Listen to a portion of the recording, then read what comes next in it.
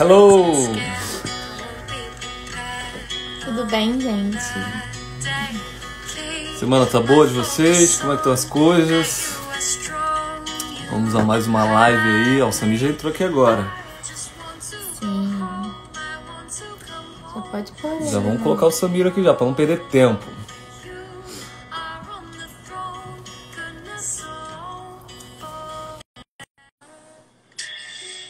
Aí, deixa eu já digitar aqui embaixo. Deixar a musiquinha. Salve, só. E esse cabelo é de Ronaldinho, cara, de Copa do Mundo 2002. Alguma coisa tem que mudar nessa pandemia, né? Nem que foi meu corte de cabelo, né, não? Pô, cara, eu ia falar com você a respeito daquela imagem que eu usei primeiro, né? Mas eu vou te eximir daquilo. Não, você é generoso. Não, cara. Sempre, muito generoso. Não, pô, o que eu pensei? A foto está no Instagram do cara, então eu vou usar a foto do cara. Se o cara postou, ele se acha bonito naquela foto, né, pô? Poxa vida, aquilo ali foi. Eu acho que foi na tríplice fronteira ali no Paraguai, ali, Argentina e Brasil. Eu tava tentando descobrir aonde que eu ia me tornar um refugiado ali. Cara, me conta, como é que você tá? Me conta como é que você tá durante essa pandemia aí? Você tá em casa, trabalhando? Como é que tá sendo trabalhar de casa sobre missão, que é algo tão presencial? Conta um pouco pra gente, antes de se apresentar. Cara, não tá nada fácil. Eu confesso para você que, evidente que foi bem mais difícil no início, né, ali nas primeiras semanas, e agora a gente está tentando realmente sair daquele quadrado, da caixinha rotineira que a gente estava aprendendo ainda aqui, com Aham. 3 anos apenas da filial aqui na América do Sul, e se reinventando para continuar alcançando pessoas que desejam servir, né, do outro lado do mundo e também para conseguir pessoas que apoiem esse ministério, né? Uhum. Diretamente a gente acabava indo todo final de semana em alguma igreja apresentando o projeto, missionários, e era a partir dali que o processo continuava. E agora a gente está restrito aí, né? Por outro lado, tenho a oportunidade de estar conversando com vocês nesse horário e com outras lives aí, encontros, que a gente acabava não valorizando e não usufruindo tanto dessas ferramentas como deveria, né? Então, acho que em tudo a gente ganha e perde. Não deixa de ser uma forma de alcançar também pessoas, né? Com certeza. Muitas vezes até mais pessoas aqui do que propriamente uma igreja, né? Que às vezes sábado de manhã vocês iriam.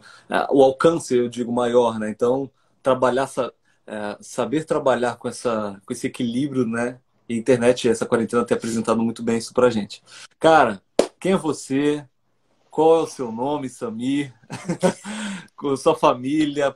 Me fala um pouco sobre a sua pessoa, né? A sua formação inicial e também já como iniciou esse processo de missão na sua vida. Então, cara, meu nome é Samir Costa, primeiro e último nome.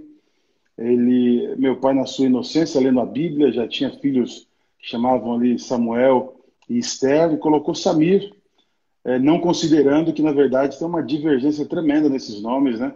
Sendo um de família judaica e outro ali com a realidade árabe, né? De Egito e outros países da região. Para você ter uma noção, eu fiquei 6 horas no aeroporto de Tel Aviv tentando entrar em Israel. E Eu o que não... me ajudou bastante foi. A junção de Esther com Samuel, Sam, Esther, Esther. Aí É? ficou Samir. Não, não, na verdade, não tinha a ver com sua função. Na verdade, foi uma leitura bíblica mesmo, sem preocupação. E ali já tinha um filho com S, o outro com S. Mas o que eu digo é divergências, assim, Ah, achei que tinha. é inimaginável para uma família judaica ter filhos com nome árabes e judeus. E para uma família também de árabes ter filhos com nomes judeus e árabes. Quer dizer, não tem como assimilar isso, né? E eu confesso que quando entrei em Israel ali, foi ali uma divergência tremenda, até que eles entenderam que no Brasil tudo se pode. Então, a origem do meu nome veio aí dessa origem bíblica. A minha esposa chama Islana. Também, quando a gente se conheceu aí nos Estados Unidos, há 20 anos atrás, não tinha nenhuma perspectiva com nome, e o nome dela também é um nome presente no Oriente Médio. E foi de grande ajuda esses nomes na nossa jornada, servindo como missionários, que começou lá em 2012, num chamado que a gente teve aí pela Conferência Geral. Cara, que legal. Como é que pode, né? Até o nome, de alguma forma, ser utilizado. Glória a Incrível Deus. isso.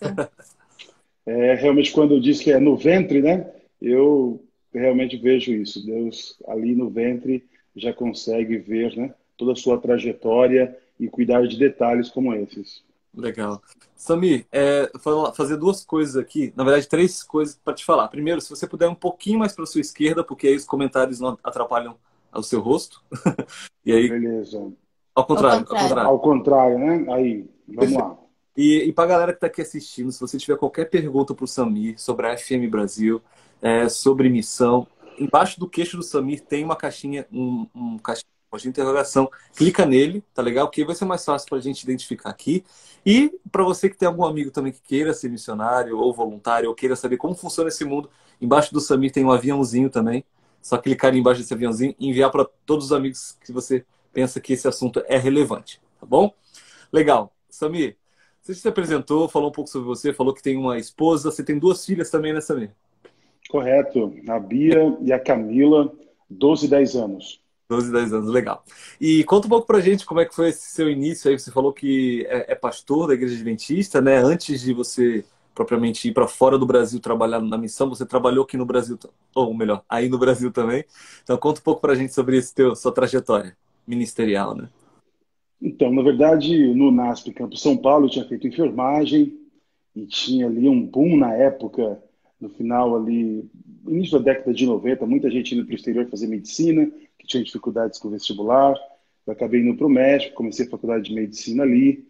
Numas férias fui comportar nos Estados Unidos, me encantei, né, pelas facilidades daquela época, acho que hoje ainda tem algumas, né?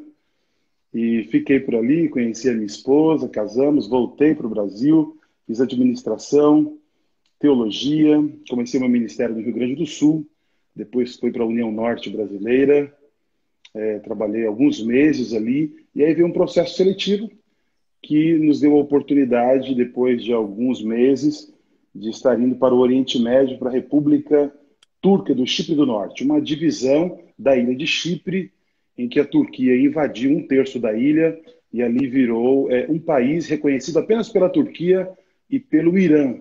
A ONU não reconhece esse país, uma coisa um pouco parecida ali com a Coreia do Norte, não é? E a Coreia do Sul. E a gente teve a oportunidade de ficar ali 4 anos, servindo a Deus, tentando também sair um pouco desse contexto regular que a gente tem aqui e buscar alternativas para deixar sementes ali do Evangelho com aqueles islâmicos cipriotas turcos naquele lugar. A igreja estava ali até a década de 60 e com essa guerra, com essa invasão da Turquia, ela se retirou, foi para o lado sul da ilha e então, primeiro porque não poderia ter igrejas ali cristãs, então ela teve que se retirar por isso também, e segundo por questões de segurança. Então, por 40 anos, a presença adventista naquele lugar não existia e a gente retornou ali com uma primeira família de missionários. Cara, que legal. E você sempre na sua vida ministerial, ou vida de forma geral, você sempre pensou em se tornar um missionário intercultural? Né? Conta um pouco pra gente sobre essa sua... Transcultural, perdão. Pra gente a sua trajetória pessoal, né? Ou foi algo que apareceu, surgiu e a missão te pegou de uma forma que você não quis mais sair? Olha, a gente já conversou até acho que um pouquinho sobre isso, né, nas nossas conversas. Eu acredito que quando você tem a oportunidade, que com certeza é ofertada por Deus, e você vai para algum outro lugar, mesmo que não tenha um objetivo direto de ser um missionário, você já começa a ficar meio bitolado, né? Você fala, cara, tá diferente. Você já começa a não se sentir parte disso. Eu, até os 11 anos, morei em Rondônia, depois vim para São Paulo, depois fui para Minas Gerais aos 13, 14, voltei para o internato, Cara, e aí que eu fui para o México, México, Estados Unidos. Quando eu voltei para fazer teologia, já ficava aquele processo, né? E aí eu lembro que teve as primeiras campanhas para alguns alunos de teologia irem para a África por missões de curto prazo. Eu tive a oportunidade de ir no 4º ano para Cabo Verde, na Ilha do Fogo, e aquilo ali, né, realmente ficou a chama acesa mas a gente vive esse conflito de ordenação, etc. E Deus foi cuidando, que permitiu que a gente não precisasse se desligar totalmente da realidade aqui, como pastor na América do Sul. Quando conciliou ali os 4 anos, a ordenação, veio esse presentão de Deus de ir para o Oriente Médio, que inicialmente a gente não tinha noção do lugar, viu? Podia ser Afeganistão, podia ser Iraque, qualquer lugar. Então, aos olhos humanos, era uma grande loucura você estar se ordenando com uma filha de 4 anos, outra de 2 anos de idade, e está indo para uma região realmente desconhecida, sem saber até mesmo o país. A gente ficou sabendo do país depois que a gente já tinha aceito. Caraca, que maneiro, legal. E rapidinho, um comentário aqui, só pra gente. A gente tem o desprazer de ter o Rodrigo Sampaio na nossa live, mas só para falar que é Sempre. meu da. Mas isso é só um detalhe à parte, mas enfim. Cara, vamos lá. Aí você passou 4 anos lá nesse país. Conta um pouco pra gente como foi essa sua experiência, logo no início, você e sua esposa, porque às vezes a gente conversa aqui entre você que foi chamado, a esposa foi junto, o filho, mas como foi essa adaptação familiar junto, né, cara, nessa nova experiência? Cara, totalmente diferente, né? Eu comecei meu ministério aqui com 8 igrejas, coordenando, depois 6 igrejas, depois de uma escola com 1.500 alunos. Cheguei lá, o tesoureiro me recebeu, um administrador lá da divisão, e disse assim, Samir, está aqui dinheiro para você, faça o seu melhor. Eu disse, tá, como assim? Ele falou, ó, não temos igreja, não temos membro. Faça o seu melhor, não temos membros e nem igrejas aqui. E inicialmente eu fiquei bem feliz, né? Eu falei, caramba, ganhei as férias que eu queria prolongada. Mas quando você acorda o primeiro sábado às 9 da manhã e liga lá, né, o seu laptop e assiste alguma coisa legal, beleza. Segundo, no terceiro você já começa a cair a ficha que você realmente entrou numa realidade muito delicada, né? Eu sempre digo que as minhas filhas, uma coisa que marcou muito a gente, é que elas começaram a colocar a roupinha da igreja sábado e pedia para ir para a escolinha, né? A escolinha sabatina, que é dominical para muitos, e ali que a gente parece que entendeu realmente a situação que nós estávamos, e durante 4 anos, elas foram as únicas crianças adventistas naquele país. Durante os primeiros 6 meses, nós ficamos em casa, sem nenhum contato com nenhum outro membro adventista, e aí depois foi montado um pequeno grupo em casa, com jovens universitários, aí a coisa começou a tomar uma outra dimensão, a gente conseguiu montar também um centro de influência, que aí a gente tinha aquele desafio durante a semana de ter iniciativas para alcançar aquelas pessoas, mas o início, os primeiros meses, realmente a gente estava num país ilegal e o sentimento era que a gente era ali fantasmas. Aí que a gente assimilou um pouquinho desse termo que a gente fala, né, do underground, né? A gente falou, realmente tem que ser meio 007 aqui para sobreviver emocionalmente, espiritualmente. Isso também acaba despertando outros sentimentos, né? Que às vezes a gente no Brasil não sente. Você acabou de falar, eu estava num país ilegal.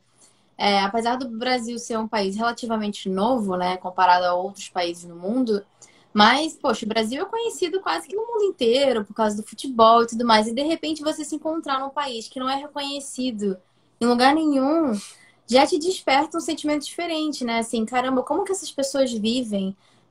Como é que será que é a vida dessas pessoas? Ninguém sabe sobre elas, sobre a história delas. Foi uma coisa assim que a gente sentiu em Bangladesh também. Eu sei que muita gente também sente que você abre os olhos para a experiência, para realidades diferentes da sua, né? O que você poderia compartilhar assim sobre a realidade local daquelas pessoas de lá, para o pessoal que não conhece aqui, que está assistindo? Não, exatamente, é isso aí mesmo. Você tem um choque cultural, né? E você começa a identificar tradições ali, comportamento humano que para você é muito difícil de assimilar, né? Você sabe que aí você começa a ver que tem um pouquinho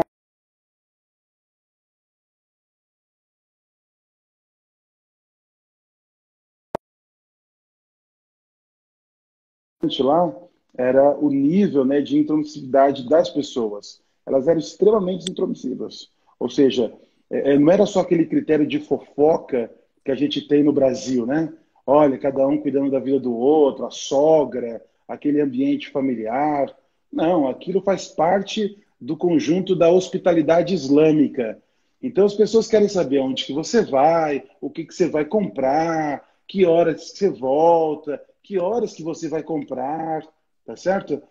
Você vai ter uma refeição na casa das pessoas, não é 1, 2 horas. Você tem que ficar de molho 4, 6 horas lá, senão é algo totalmente ofensivo, entendeu? Eu lembro que a gente, nesse processo que estava se adaptando, a gente abria a janela do apartamento e olhava para baixo, assim, para ver quem estava lá embaixo.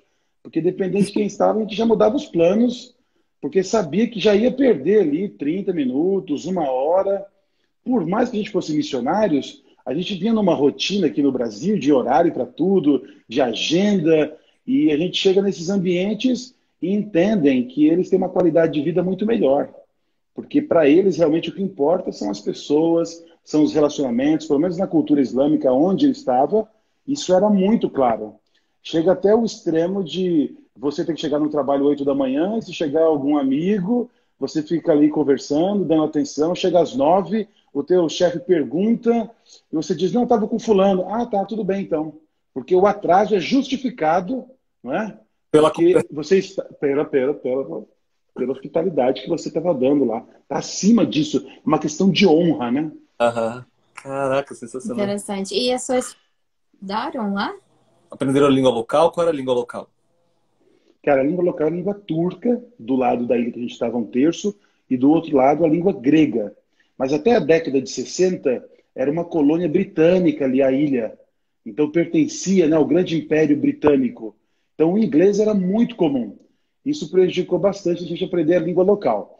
Eu não me sinto à vontade para pregar em turco, mas converso, aquelas conversas informais, ligo no telefone para pedir comida e Fala, tal, né?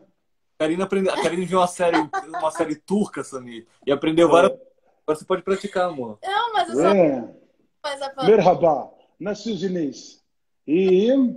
eu só lembro de algumas palavras específicas, que era anhê, que acho que era mãe.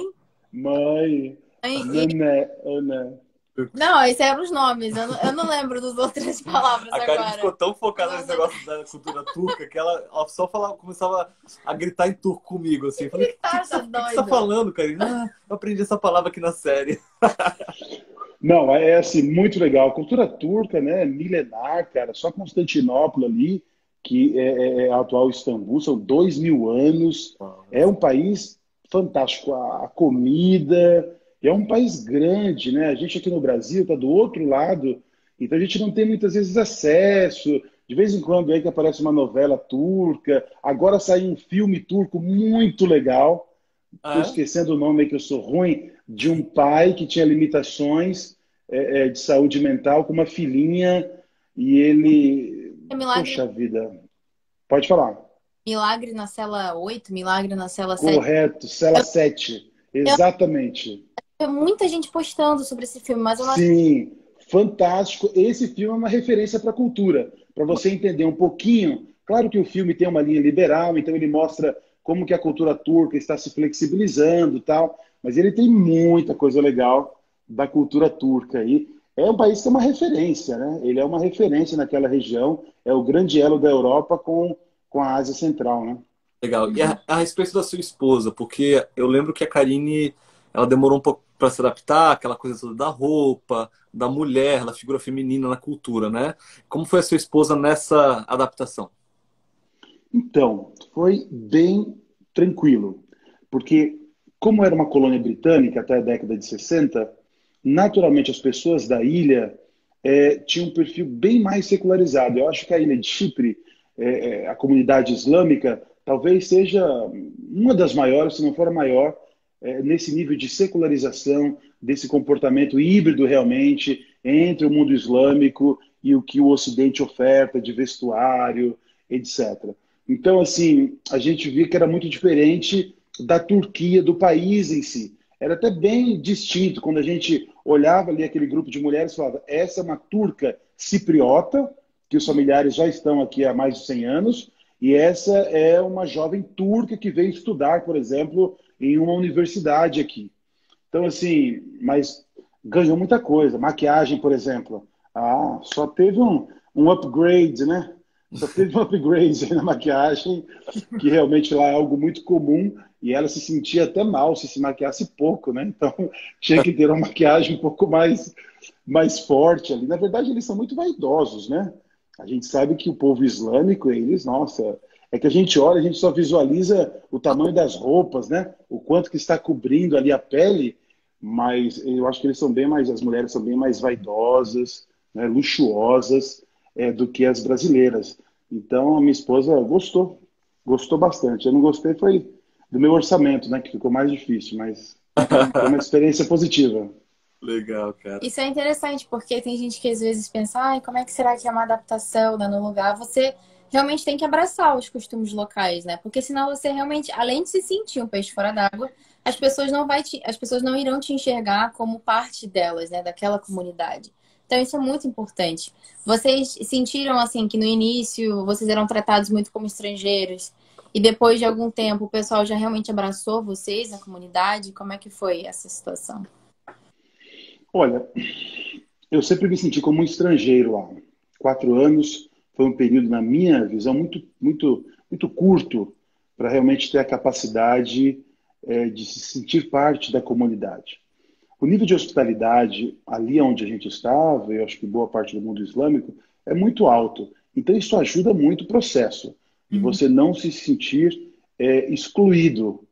Mas quando você realmente precisa, quem sabe, ir além, quem sabe, de uma refeição junto com eles, não é? Aquele efeito cebola que a gente diz, né, de estar construindo algo. Eu me lembro que eu tinha muitas dificuldades, né, nas conversas espirituais, que era quase assim, olha, nós somos amigos, gosto de você pra caramba, mas eu sou islâmico, não tenho como deixar de ser islâmico. Se eu perder isso, vou perder a minha identidade, não é a minha religião, é o que eu sou, não é? Ser islâmico antecede a nacionalidade do país.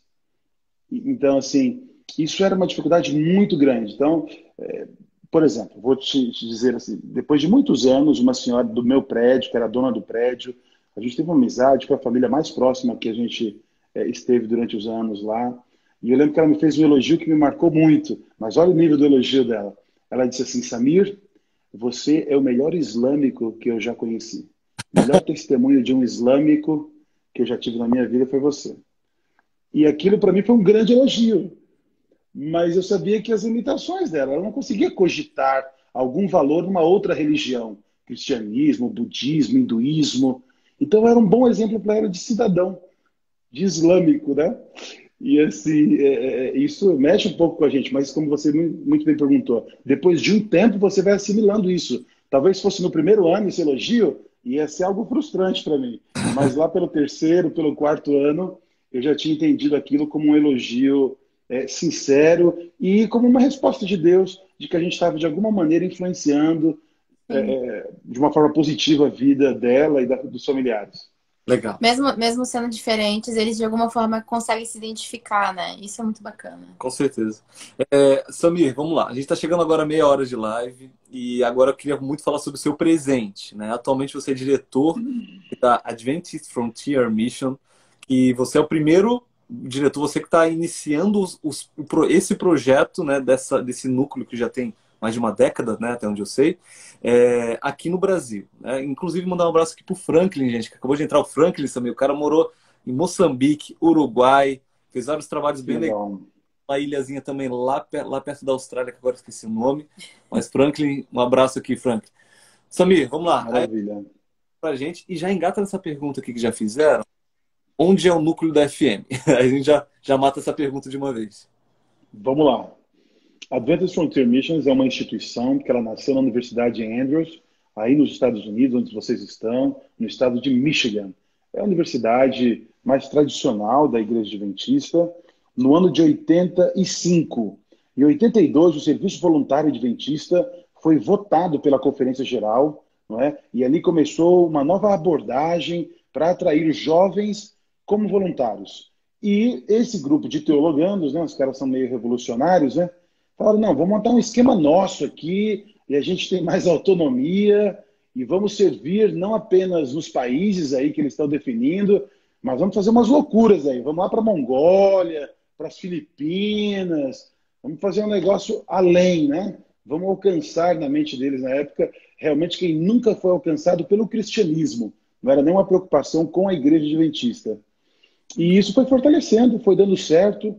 Depois de 30 anos virou uma agência. Hoje a gente tem um centro de treinamento lá ao lado da Andrews. Tem um escritório de 3 andares também. Um prédio, uma estrutura física mesmo. Mais de 500 alunos dos Estados Unidos já passaram por esse processo de dedicar 1 ano da sua vida em missão ou até 2 anos.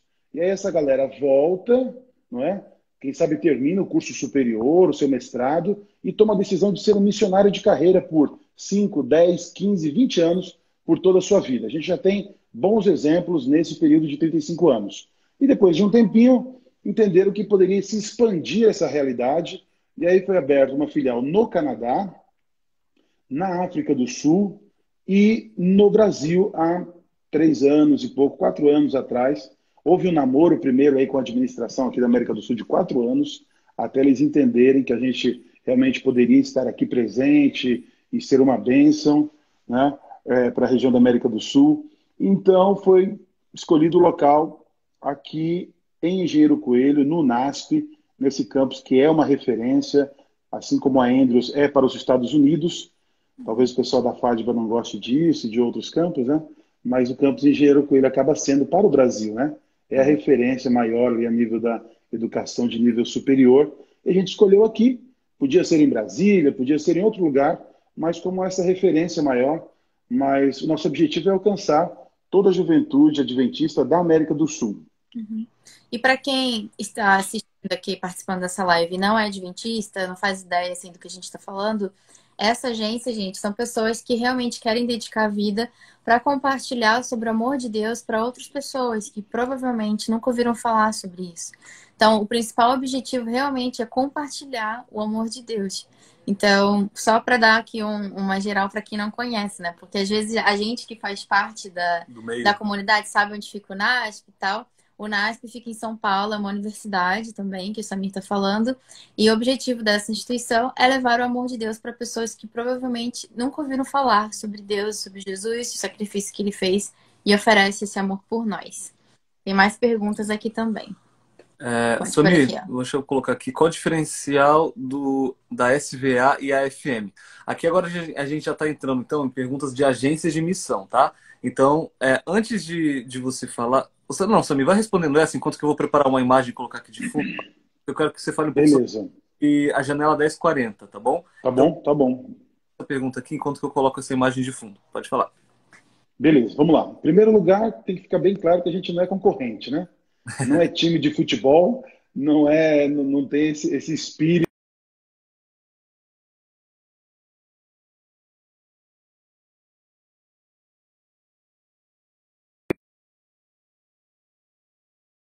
É algo importante. O Rodrigo esteve trabalhando com a gente há alguns anos, coordenou aí a área toda de recrutamento ano passado, serviu através da FM e hoje está coordenando o SVA. O SVA, basicamente, a gente vê que ele tem o cuidado de oferecer a oportunidade para jovens adventistas, mais esse perfil também como a gente, universitários, que eles tenham uma experiência entre instituições.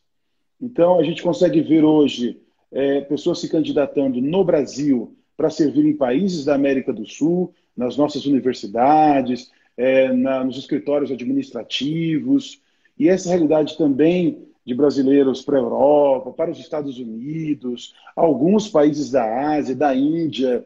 A Igreja Adventista está presente em quase todos esses lugares, não é? E ela tem necessidades de mão de obra, e muitas vezes o custo é alto, ou também as pessoas locais ali não irão ofertar, né, tudo aquilo que um jovem, por exemplo, brasileiro, com toda a cultura de uma igreja forte, dinâmica, com mais de 1 milhão de membros. Então, esse intercâmbio ele é muito saudável, enriquece, e todos saem ganhando nessa história.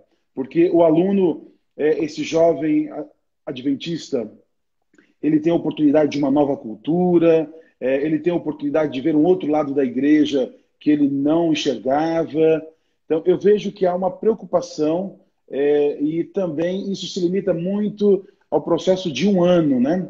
Não sei, 2 anos, mas acho que a maioria é em torno de um ano.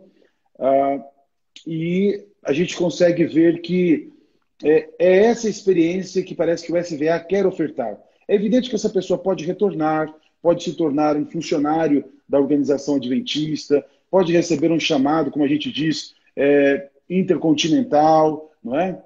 Como funcionário e servir em outro lugar. Mas ela fica presa a esse processo inicial apenas, o serviço voluntário adventista. A AFM, ela é um ministério de suporte, de apoio para a igreja. Logo, ela tem uma autonomia administrativa muito grande que talvez um departamento direto da igreja não teria. Então, a AFM, ela tem a sua comissão diretiva, que é formada por pastores ordenados, regulares, né? Pastores, a gente diz obreiros, né? Da igreja adventistas, e também um grupo de irmãos, que a gente classifica muitas vezes como leigos, e nesse processo híbrido, eles acabam oferecendo oportunidades de projetos em países isolados, em que a estrutura da igreja muitas vezes não está. Então, ali talvez não vai ter uma escola, não vai ter nenhuma igreja, não vai ter nenhum hospital. E ali existe um processo seletivo e essas pessoas são selecionadas para literalmente começar do zero, comprar o primeiro terreno da igreja adventista, os primeiros batismos. Para você ter uma noção, no início da década de 90, a primeira família adventista, depois que o comunismo, né, se rompeu na Mongólia, foi uma família da AFM, da Adventist Frontier Missions. E eles chegaram ali, naquele país, tinha 3 cristãos apenas. E eles começaram ali o seu ministério e tal, e depois de alguns anos, o primeiro mongol adventista tomou a decisão ali de se batizar, né?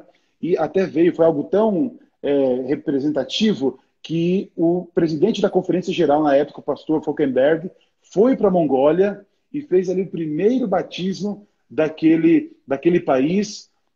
Posteriormente a isso, foi evoluindo, foi crescendo. A FM entendeu que ela tinha plantado ali uma nova comunidade. Ela se retirou. A administração da igreja, como associação, como líderes, tomou conta daquela estrutura. E vocês já ouviram muito o pastor Kuhn, que hoje está na Conferência Geral, coordenando o Serviço Voluntário Adventista, foi missionário ali por 10 anos, deu contribuições muito significativas, e hoje é uma representação bem interessante que a gente tem na Mongólia. Mas isso começou lá, com jovens universitários da FM na década de 90, um trabalho realmente pioneiro. E essa característica, o nosso tempo não permite, mas eu poderia dar uma lista aqui de locais, não apenas a nível de país, mas principalmente de etnias que estavam isoladas do cristianismo e automaticamente também da igreja adventista, e que a gente teve a oportunidade de plantar igrejas ali, ficando 5, 10, 15 anos nesses lugares. Legal. Samir, vamos lá. Entendemos então que existe, dentro da nossa igreja, da nossa denominação adventista, existem algumas agências de envio de missionários. Elas não são rivais, longe disso. Elas são companheiras, inclusive a própria SVA, que apoiou a vinda da FM para o Brasil, né, através da sua pessoa.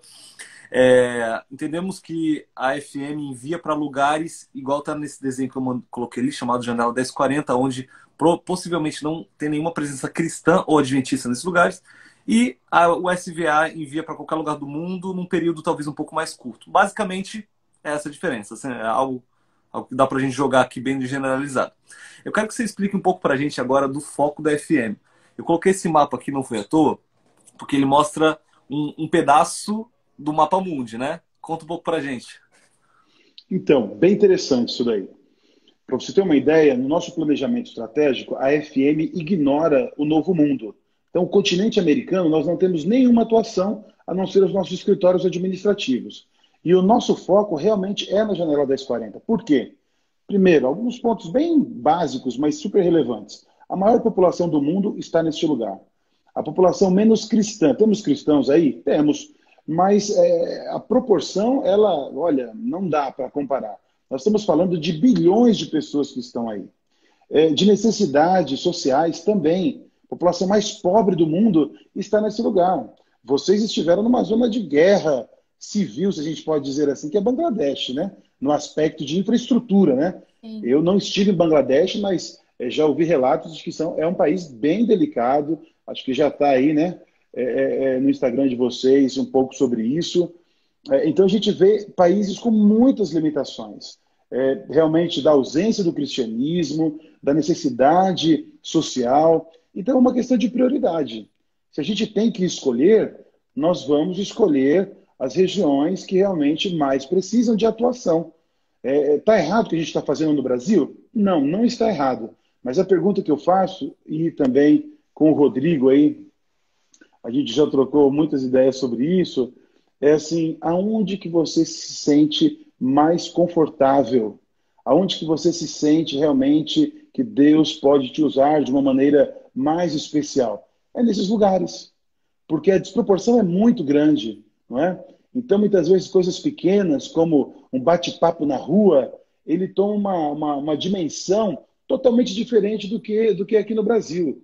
Né? A gente não está preocupado nessas regiões quantos milhões de livros da esperança a gente está entregando. Né? A gente não está preocupado quantos estudos bíblicos a gente está realizando ou quantas pessoas estão sendo batizadas. Tudo isso fica muito pequeno.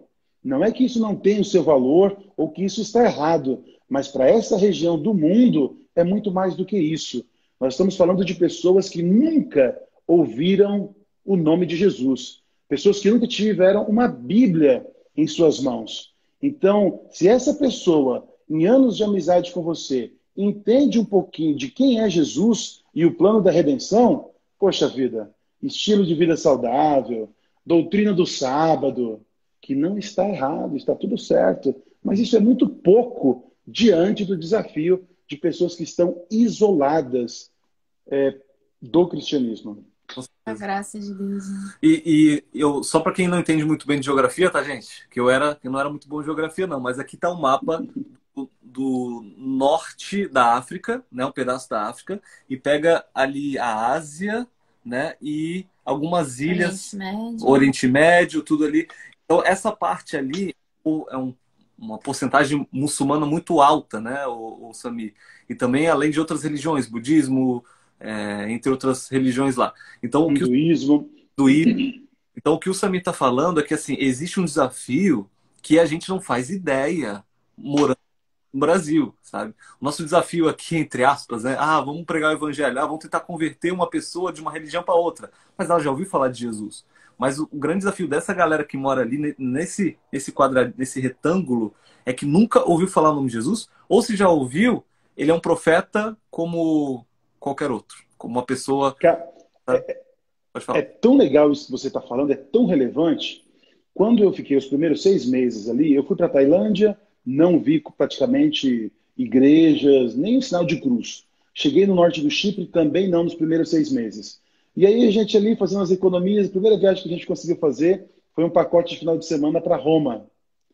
Cara, quando eu cheguei em Roma, eu nunca me senti tão católico na minha vida, bicho. Nunca me senti tão católico. No meu coração eu estava assim, ó, fazendo o sinal da cruz em cada igreja que eu vi. Eu sentei lá, vi um padre pregar em italiano, entendi alguma coisa ou outra, e aquilo para mim preencheu a minha sede espiritual. E mais do que nunca, eu comecei a assimilar exatamente isso que você está falando.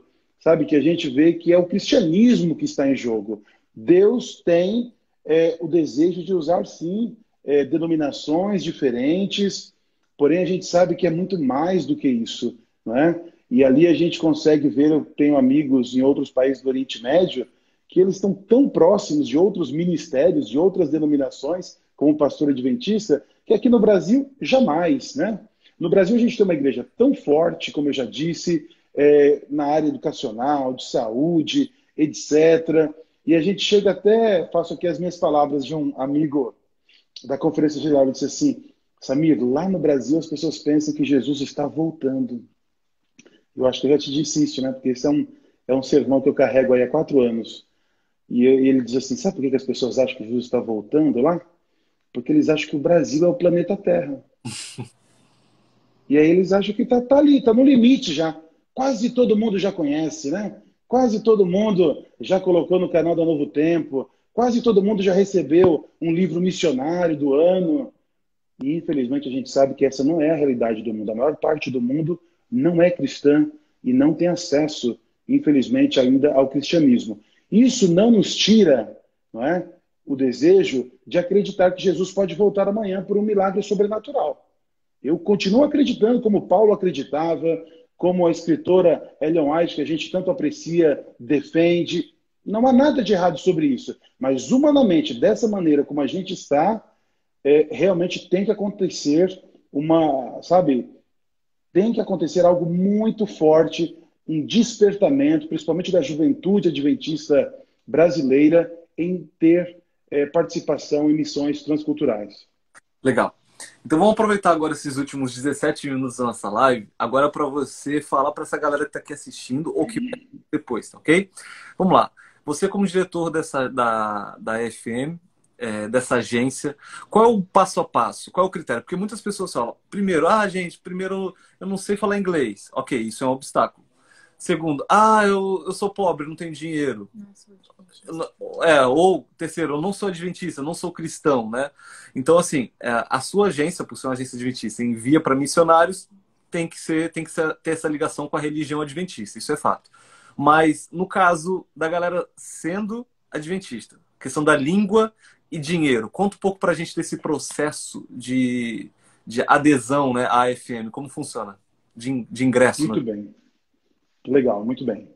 Olha, eu acredito que o perfil que a gente espera são pessoas que já têm um envolvimento com a igreja local. Então, são pessoas que já passaram aí por Missão Caleb, já passaram pelo SVA, tiveram uma experiência já transcultural até, talvez não foi interreligiosa, porque ela ficou numa outra instituição adventista, e ali também só tinha adventista e cristãos, mas ela teve sim uma experiência transcultural, a comportagem, né, que é a venda de livros. Eu acho que todas essas coisas contribuem bastante para ela ir tomar decisões menores, aparentemente, eu digo a nível transcultural, e tomar a decisão maior de ir servir nesses lugares. O principal requisito, no meu entender, é realmente a voz do Espírito Santo incomodando, não é? É aquele mal-estar que a gente diz que, na verdade, é um bem-estar, dizendo assim, poxa, não é só isso, sabe? Eu quero ir além, eu quero ter essa experiência, eu não sinto que Deus está me chamando só para isso. E isso tem que ficar claro que não é uma questão de ser maior, menor, né?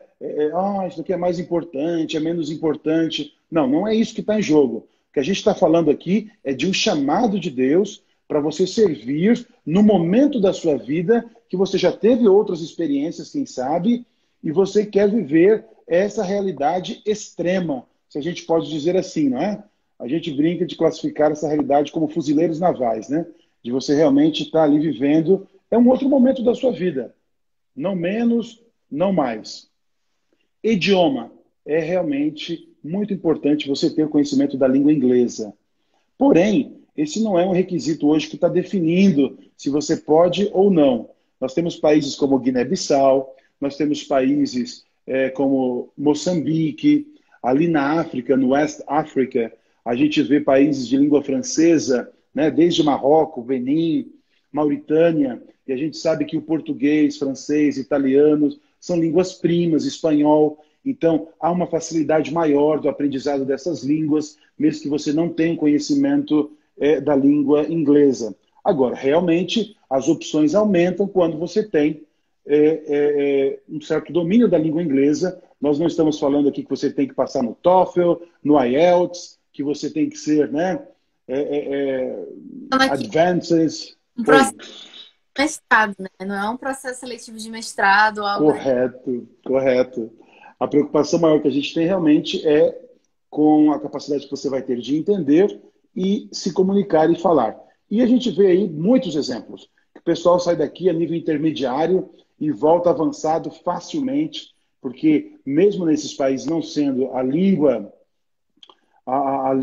materna do país, o inglês, mas a língua inglesa acaba sendo o que ele mais gasta ali durante o dia nas suas atividades, muito mais do que a língua nativa. Então, o inglês é um requisito importante. Vai ter um processo seletivo, vai ter, né, aquela burocracia necessária de voto aqui no Brasil, voto nos Estados Unidos. Vamos ter também recomendações, pelo menos uma recomendação acadêmica, uma recomendação ali da sua igreja local, uma recomendação do trabalho. Se a gente conseguir conciliar as suas atividades, as suas expertises com o nosso projeto que nós temos aí, são mais de 25 projetos atualmente, nós vamos tentar encaixar, Então, por na exemplo, área da educação. a Ra- até a Rayane aqui, a Raíssa, perdão, Raíssa, ela conversava muito com a gente sobre essa questão de se tornar um dia uma missionária de carreira. Sim, Ela fez direito, né? Não, enfermagem. sim. Enfermagem? Enfermagem. Ih, tô todo errado aqui. Enfermagem. Ela fez enfermagem. E nesse caso, assim, a FM entende que o perfil dela é nesse segmento e encaminha para um lugar nesse sentido ou não necessariamente? Se for possível, com certeza. Por exemplo, enfermagem é uma área, né, que entra igual uma luva, né? Então, a gente está falando de uma clínica nas Filipinas que a gente tem. Hoje eu recebi um contato ali na África, no Oriente Médio, no norte da África, de uma jovem que ela é do Equador, é enfermeira também, casada com um pastor argentino, e eles estão servindo lá. E ela está trabalhando agora, com essa necessidade do Covid-19, no hospital local, regional desse país. Então, assim, enfermagem, Arábia Saudita, né? É um país que tem uma necessidade tremenda. Não tem muita gente disposta a ir para lá, mas pelas dificuldades. Mas a Arábia Saudita, na área da saúde também, eu lembro que Loma Linda começou até um projeto muito interessante lá. Então, assim, se a gente consegue conciliar, será realmente será feito, tá certo? Posterior a esses votos, existe essa outra etapa, como você colocou. E aí, como é que eu vou? Eu não tenho dinheiro, alguns, né, que é a maioria, para não dizer, eu não tenho dinheiro nem no passaporte. Como é que eu vou para um negócio desse? É possível. É possível. Eu confesso que quando eu iniciei esse projeto aqui no Brasil, esse ministério, eu falei, rapaz, isso daqui vai ser uma furada. Não tem como, o Brasil não tem dinheiro, é país de terceiro mundo, as pessoas são muito presas à realidade da igreja local, então elas vão querer, sabe, elas estão preocupadas com a construção da igreja, estão preocupadas com esse contexto ali, vamos ter pressão, pastores vão se sentir desconfortáveis, achando que isso daí vai ser até desvio de dízimo e etc. E tudo isso a gente teve no início. Mas Deus, em sua misericórdia, foi nos mostrando que é plenamente possível. É um trabalho de formiguinha, mas é um trabalho que realmente pode gerar retorno. Trabalho que eu digo é você ir nas igrejas, apresentar para onde que você está indo, quais as necessidades do local, e dizer aos irmãos que você precisa de parceiros, pessoas que possam ser missionárias com você através de doações. Nós não estamos falando de dízimos, não estamos falando de oferta para a igreja local, nós estamos falando da terceira oferta, de oferta de sacrifício, que a pessoa, além da realidade dela, não é? E a maioria das nossas ofertas vem disso daí.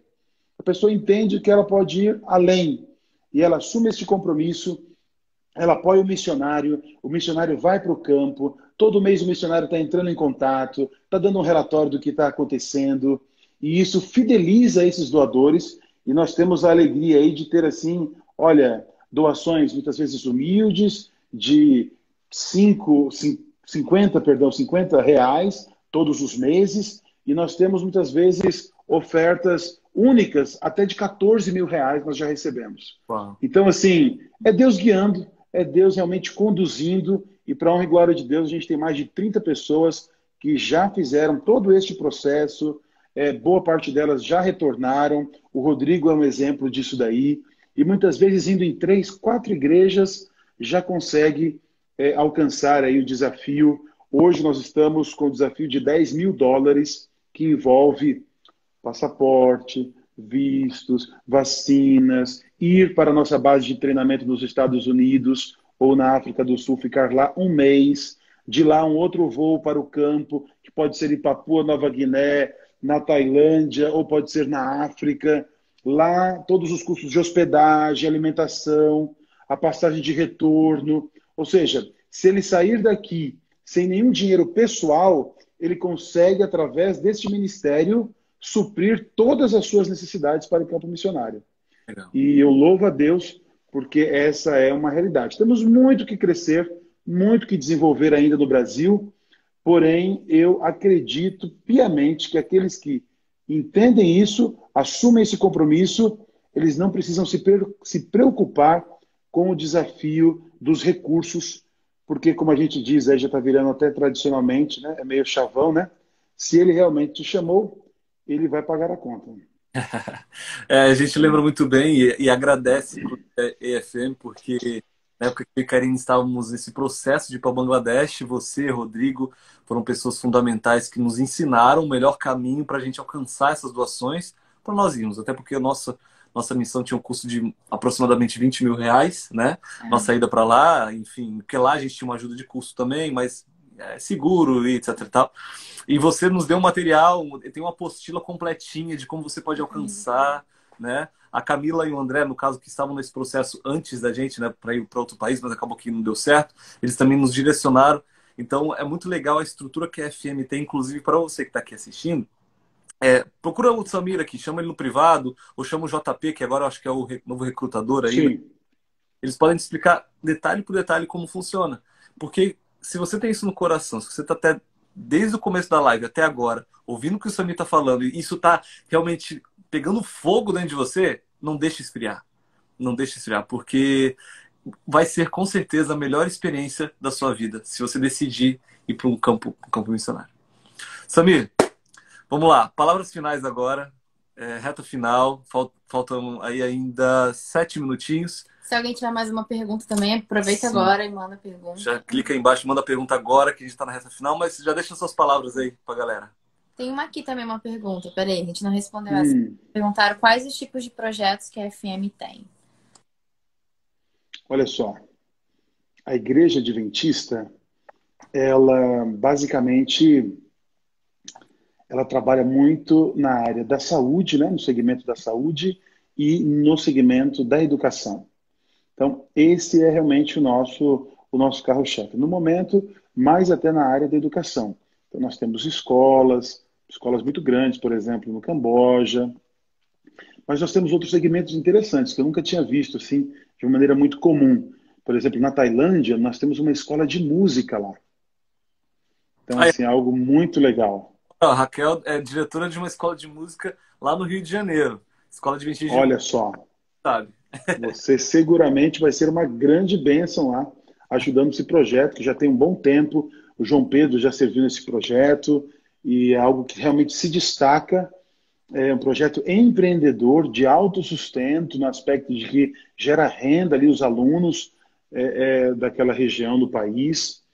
Eu estou falando para você, por exemplo, de uma parceria do Oriente Médio com a ADRA, como vocês que já serviram ali.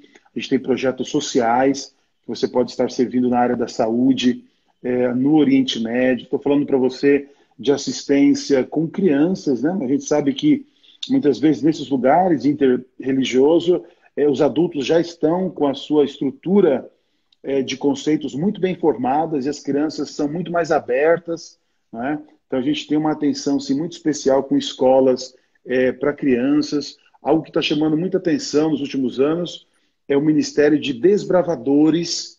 Então, quem gosta disso, muitas vezes nós já estamos com algum projeto plantando uma igreja há 10 anos, e aí está vindo uma nova geração, e essas crianças, para se fortalecer nessa igreja, elas precisam, não é, ter vínculos como o que os desbravadores proporcionam.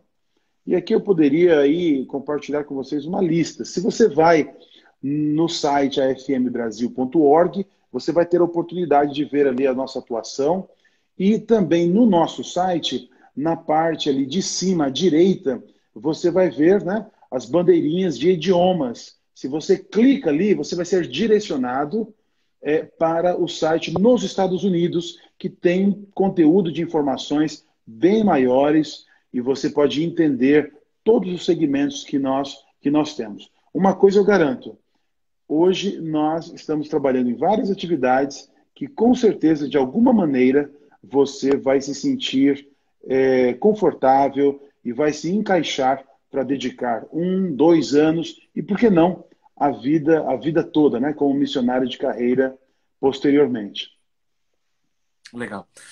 Mandar um abraço aqui para o Marquinhos, que entrou agora no final da live. Derson, O gente André boa. também. O André Marqueto entrou aqui agora. Um grande abraço aí para vocês. Inclusive, o Derson, ele é coordenador dos cursos de pós-graduação EAD do NASP, né? E eu completei agora a minha pós-graduação EAD lá nessa área de gestão de voluntariado e projetos sociais, né? Coordenado por ele, pela equipe dele. Então, super indico também lá os cursos de EAD do NASP, só clicar aí no Instagram aí do Derson também, se você quiser qualquer informação. E, inclusive, antes de me despedir do Samir, eu quero convidar vocês. Daqui a pouquinho a gente vai conversar com o Daniel Brown, já está aqui na live, aqui na nossa live. O Brown, ele, cara, um cara gente boa demais. Também teve uma experiência bem bacana lá fora como missionário. Então, logo em seguida do Samir, a gente vai conversar com ele. Samir, Muito obrigada. obrigado, cara. Foi massa. Cara, prazer tremendo estar aqui com vocês, compartilhar um pouquinho da FM. Deus continue abençoando aí o ministério de vocês, que os seus sonhos aí, eu sei que vocês têm, a gente já conversou sobre isso, realmente se concretizem e que vocês virem vizinhos lá da FM Barry Springs. I hope so. Inshallah, inshallah, inshallah.